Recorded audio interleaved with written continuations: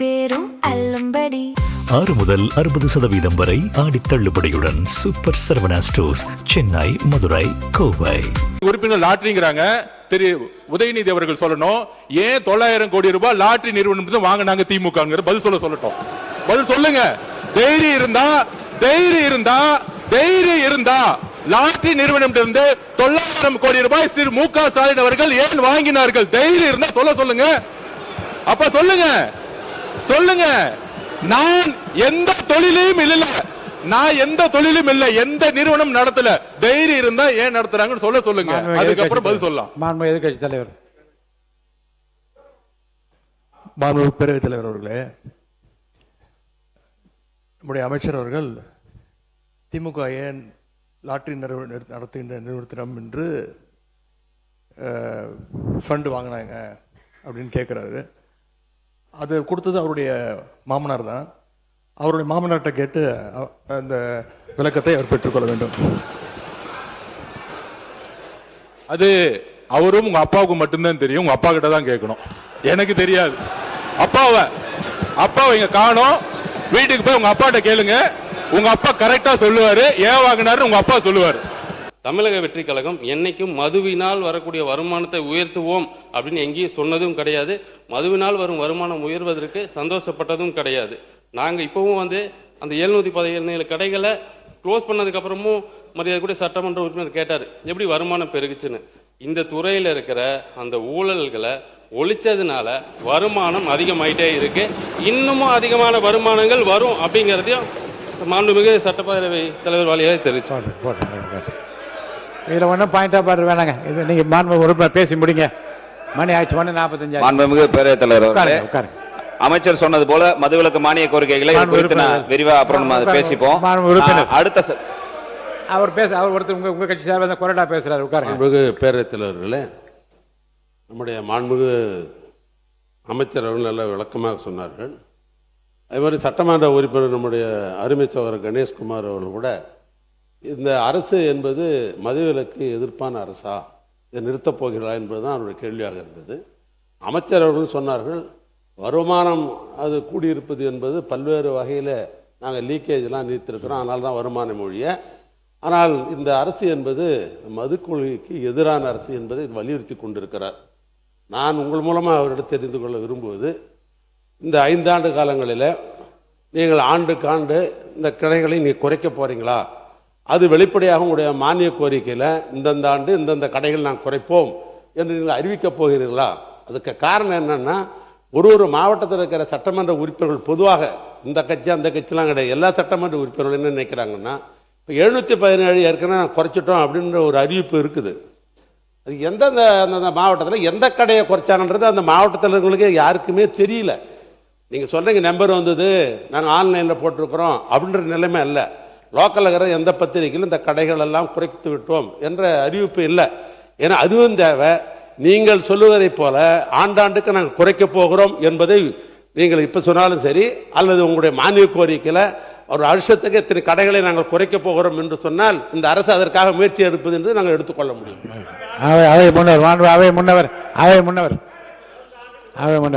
மாண்பு பேரவைத் தலைவர்களே, மதுவிலக்கை கொண்டு வந்தவர்களே யார் என்பது நாடறியும்.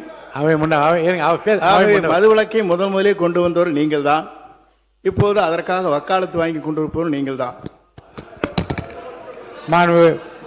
மாண்பு எதிர்க்கட்சி பேசுங்க. நம்முடைய அவை முன்னவர் அவர்கள் ஒரு பெரிய தெளிவாக ஒன்று கண்டுபிடிப்பை சொல்லியிருக்கிறார்கள். அவர் ஏற்கனவே இருந்த சட்டமன்ற உறுப்பினராக நீண்ட நெடிய காலம் இருந்த அதிமுக ஆட்சி காலத்தில் கூட இவங்கெல்லாம் நடைபெற்றது. இது திமுக அதிமுகலாம் ஒன்றும் கிடையாது. இன்னும் சொல்ல போனால் நான் ஒரு சின்ன விளக்கத்தை சொல்லேன், டைம் பற்றி எடுத்துக்காதீங்க. காங்கிரஸ் பேரியக்கம் ஆண்டு கொண்டிருக்கிற பொழுது அப்பொழுது நேரு அவர்கள் டேக்சன் கமிட்டின்னு ஒரு கமிட்டி அனுப்பினார், எல்லா மாநிலத்துக்கும் அனுப்பினார், இந்த சாராய கடையெல்லாம் திறக்கவே கூடாது அப்படின்னு. அப்போ தமிழ்நாட்டில் காங்கிரஸ் சார்பாக என்ன சொன்னாங்க தெரியுமா? திருட்டு சாராயம் காவிரி ஆறை போல ஓடுகிறது, அதை கட்டுப்படுத்த வேண்டும் என்று சொன்னால் சாராய கடை இருக்க வேண்டும். அது தப்பான விஷயம் இல்லை. திருட்டு சாராயம் சாப்பிட்டா உடம்பெல்லாம் கெட்டு இன்னும் ஆஸ்பத்திரிக்கு அதிகமாகவே செத்து விடுவோம் என்ற அடிப்படையில் தான் அந்த கருத்து சொல்லப்படுது. வேணுன்றதுக்காக சொல்லப்பட்ட கருத்து அல்ல. அதனால ஏற்கனவே நீங்கள் அதிமுகவில் அமைச்சராக இருந்த காலத்திலும் அப்பொழுது நடைபெற்றது. அப்போ நீங்கள் அறிவுரை சொல்லி வேணான்னு சொல்லியிருக்கலாம், அதை வேணான்னு சொல்லியிருக்கலாம். ஒன்று. இன்னொன்று, அமைச்சர் அவர்கள் நீங்கள் நல்லா தான் பதில் சொல்கிறீங்க, ரொம்ப சின்ன வயசாக தான் நல்லா பதில் சொல்கிறீங்க. ஆனால் போகிற போகிறதுக்குள்ள ஒரு அடி அடிக்கிறீங்க. என்னன்னா ஊழல்னு எப்பயும் சொல்கிறேன், ஊழல்னு யார் பேசினாலும் சரி அதற்குரிய ஆதாரத்தை சட்டமன்றம் தரலாம். மேடையில் எப்படி வேணாலும் பேசலாம், எப்படி வேணாலும் பேசலாம், அது ஒன்றும் தவறு இல்லை. மேடையில் ஒரு மாதிரி பேசிக்குவாங்க. ஆனா ஊழல் என்றால் அதற்கு எப்போ ஆதாரம் தர வேண்டும். ஆதாரம் கொடுத்தா தானே நாங்க அடுத்த கட்டத்துக்கு நாங்க போக முடியும். ஆதாரம் இல்லாமல் சட்டசபையில, எனவே அதை தயவு செய்து நீங்க அவை குறிப்பில் எடுக்கணும். ஊழல்னு சொன்னா உங்ககிட்ட கொடுக்கட்ட சான்று யாரா இருந்தாலும் ஏற்கனவே சான்று கொடுத்தால்தான். ஏற்கனவே அறிவுறுத்தியது தான் அது. ஊழல் என்ற வார்த்தை மட்டும் அவைக்குள் நீக்கப்படுகிறது. மாண்புமிகு மக்கள் நலத்துறை அமைச்சர்கள். மாண்புமிகு பேரவைத் தலைவர் அவர்களே, டாஸ்மாகில் சென்ற ஆட்சி காலத்தில் ஊழலை குறைத்ததால் வருமானம் அதிகரித்தது என்று மாண்புமிகு அமைச்சர் குறிப்பிட்டார். உடனே நீங்கள் மற்ற திமுக சார்ந்த உறுப்பினர்கள் எல்லாம் ஆதாரம் இருக்கிறதா என்று கேட்டார்கள். அமலாக்கத்துறை, என்ஃபோர்ஸ்மெண்ட் டைரக்டரேட் ஒரு நீண்ட நெடிய விவரமான அறிக்கையை, நீண்ட நெடிய ஆதாரத்துடன் ஒரு அறிக்கையை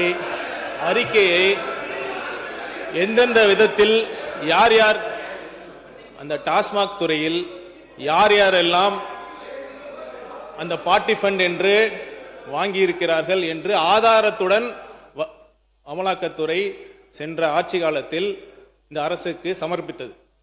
ஆனால் அந்த அரசு உரிய நேரத்தில் எஃப்ஐஆர் செய்யப்படவில்லை, எஃப்ஐஆர் பதிவு பண்ணவில்லை. அதை எதிர்த்து அப்பீல் தான் பண்ணியிருக்காங்க. அதனால அவங்க ஆட்சி காலத்திலேயே அதற்கான போதிய ஆதாரங்களும் இருக்கிறது. கண்டிப்பாக இதை யாரும், எந்த ஆட்சி யார் வந்தாலும் அந்த ஆதாரங்களை எடுக்கவே முடியாது, அளிக்கவும் முடியாது. கண்டிப்பாக இருக்கிறது. அந்த ஆதார் பிளஸ் அந்த மக்களே சாட்சி. நன்றி நன்றி. மாண்புமிகு உறுப்பினர் கணேஷ்குமார், சீக்கிரமா முடிச்சிருங்க. மாண்புமிகு பேரவைத் தலைவர்களே, நான் இன்னும் பேசவே ஆரம்பிக்கல. மானிய கோரிக்கை உள்ளே நான் போல இன்னும் இல்ல. மாண்புமிகு பேரவைத் தலைவர்களே, ஆதாரம் கேட்கிறாங்க. இது எல்லோருக்கும் தெரிஞ்சதுதான். மது விலக்கு கொள்கைங்கிறது எங்களுடைய கொள்கை, போதையில்லா தமிழகம் எங்களுடைய கொள்கை. ஆட்சிக்கு வந்த பின்போ, ஆட்சிக்கு வருவதற்கு முன்போ இங்க இருக்கக்கூடிய சட்டமன்ற உறுப்பினர்களும் சரி, இங்க இருக்கக்கூடிய அமைச்சர்களும் சரி, எந்த தொழில்களிலும் நாங்கள் ஈடுபட்டது கிடையாது. முக்கியமாக மதுவில். ஆட்சிக்கு வந்த பிறகு திமுகவுடைய ட்ரெஷரர் சாராய ஆலையை நடத்துகிறாரா இல்லையா? ஒரு கேள்வி. திமுகவுடைய பாராளுமன்ற உறுப்பினர் ஜெகத் ரட்சகன் சாராய ஆலையை நடத்துகிறாரா இல்லையா?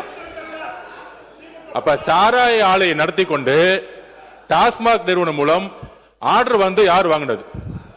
அப்ப இது பேர் தான் கான்ஃபிளிக்ட் ஆஃப் இன்ட்ரெஸ்ட். அரசே, திமுகவே அரசு, திமுக இருக்கக்கூடிய பாராளுமன்ற உறுப்பினர்கள் சாராய ஃபேக்டரி நடத்துறாங்க, திமுகவுடைய பொருளாளர் சாராய ஃபேக்டரி நடத்துறாங்க, திமுகவுடைய ஐடி மினிஸ்டர் இருக்கிறவர் சாராய மினிஸ்டர் நடத்துறாங்க.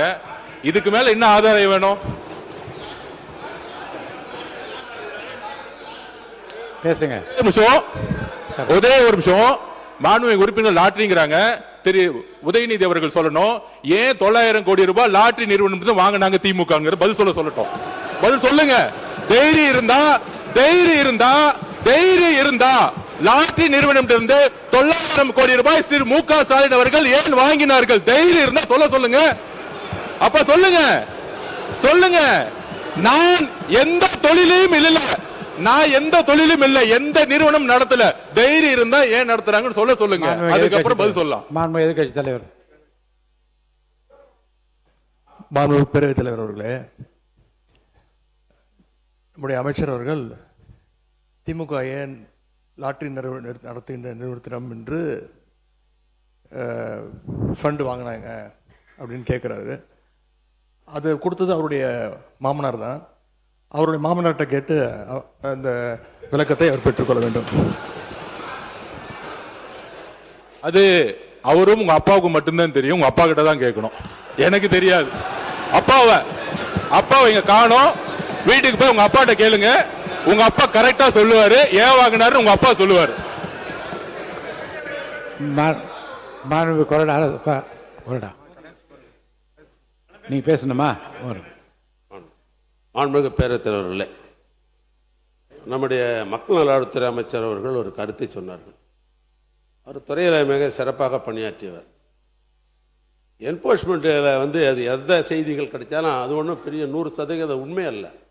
என்போர்ஸ்மெண்ட் ஒரு வகையான போலீஸ் தான். அது ஒரு வழக்குகள் ஒரு துறை சார்பாக வழக்கு தொடுத்து நீதிமன்றத்தில் இருக்குது. நீதிமன்றத்தில் இருக்கிற வழக்கை பொறுத்த அளவுக்கு அது எந்த சைடாக இருந்தாலும் அது பொருள் கொடுத்து சட்டமன்றத்தில் விவாதிக்கக்கூடாது என்பதே ஏற்கனவே விதி. அது உங்களுக்கே தெரியும். எந்த நிகழ்வாக இருந்தாலும் நீதிமன்றத்தில் இருந்தால் விவாதிக்க முடியாதுங்க. ஒரு நிமிஷம் ஒரு விளக்கம் மட்டும் சொல்றேன். இந்த பொருள் தொடர்பாக வழக்காடு மன்றத்தில் வழக்கு நிலுவையில் உள்ளதுன்னு அதோடு நிறுத்திக்கலாம். வழக்குகளுக்குள்ளே போய் அதை பற்றி விவாதிப்பதும் அதை பற்றி கருத்து சொல்வதும் தான் தவறே தவிர இந்த தேதியில் இந்த பொருள் பற்றி ஒரு வழக்கு தொடரப்பட்டிருக்கு சொல்ல தவறில்லை. அவர் என்ன சொல்றாரு, என்ஃபோர்ஸ்மெண்ட் டைரக்டரேட்டு ஒரு இன்ஃபர்மேஷன் கொடுத்துருக்காங்கன்னு சொல்றாரு. இன்ஃபர்மேஷன் கொடுத்துருக்காங்களா இல்லையான்றது ஒரு ஃபேக்ட். அது எல்லாருக்கும் தெரிஞ்சது. அதில் ஒன்றும் அதுக்கான ஆதாரம் உங்களுக்கு தேவையில்லை. அதுவே வழக்காடு மட்டும் இருந்து அதற்குள்ளே போய் சொன்னாதான் தவறு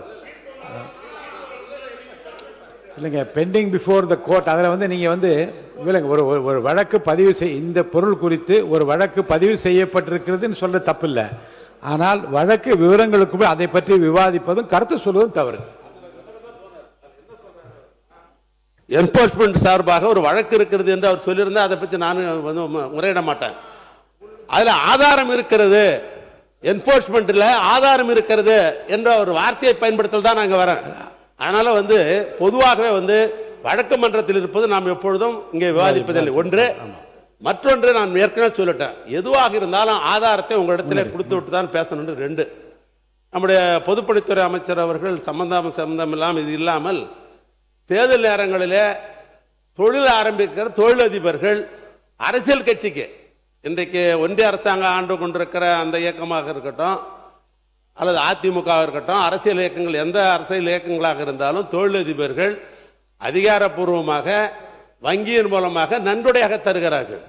அது எதற்காக நன்கொடை கொடுக்கப்படுகிறது என்பது வாங்குவவர்களுக்கும் கொடுத்தவங்களுக்கு தான் தெரியும். சுப்ரீம் கோர்ட்ல மிகப்பெரிய வழக்கு அதை பற்றி விவரங்கள் எல்லாம் ஊடகங்கள்ல தெரியல தெரியும். அதனால வழக்கு அதாவது கணக்கில் கொடுக்கிற பணம் ஒரு தொழிலதிபர்கள் கொடுக்கிறது. அந்த அடிப்படையில் தான் என்னுடைய அருமை நண்பர், இன்னும் சொல்ல போனா நீண்ட நாடு என்னுடைய நண்பர் மார்டின் அவர்கள் அவர் கொடுத்திருக்கிறாருன்னு சொன்னாக்கா, ஏன் அவர் கொடுத்தார் தொழிலதிபர் என்று கேட்பதுதான் சரியா இருக்க முடியும். அது இங்க பகிர்ந்து கொள்வது என்பது அது சரியா இருக்காது. அது நீங்க தவிர்த்தணும், அது எடுத்தணும்னு நான் கேட்டுக்கிறேன். ஒன்று. இன்னொன்று, எங்கள் கட்சியை சேர்ந்த பொருளாளர் அவர்கள் சாராய தொழிற்சாலை நடத்துகிறார் என்று ஒரு கேள்வி கேட்கிறாங்க. அது நாம நேரடியாக போய் பொருளாதாரம் பண்ணிட முடியாது.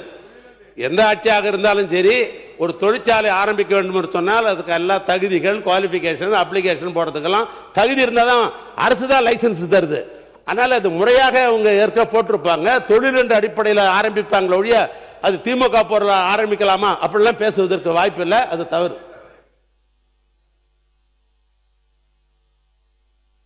மாண்பு உறுப்பினர் தரேன், உங்களுக்கு தரேன், வாய்ப்பு தரேன், இருங்க. பேரவைத் தலைவர் அவர்களே, ஏற்கனவே உயர்கல்வித்துறை அமைச்சர் பேசுகிற போது அவையில் இல்லாதவர்களை பற்றி பேச வேண்டாம் என்று காலையிலே சொன்னார்கள். இப்போது முன்னாள் முதலமைச்சர் அவர்களை பற்றி நேரம் அப்பாவை கேளுங்க, மாமாவை கேளுங்கலாம், எல்லாம் அவை குறிப்பிலேருந்து எடுங்க அப்படிலாம் கேட்கறது. அவை குறிப்பிலேருந்து எடுங்க. நீங்கள் பேசுங்க.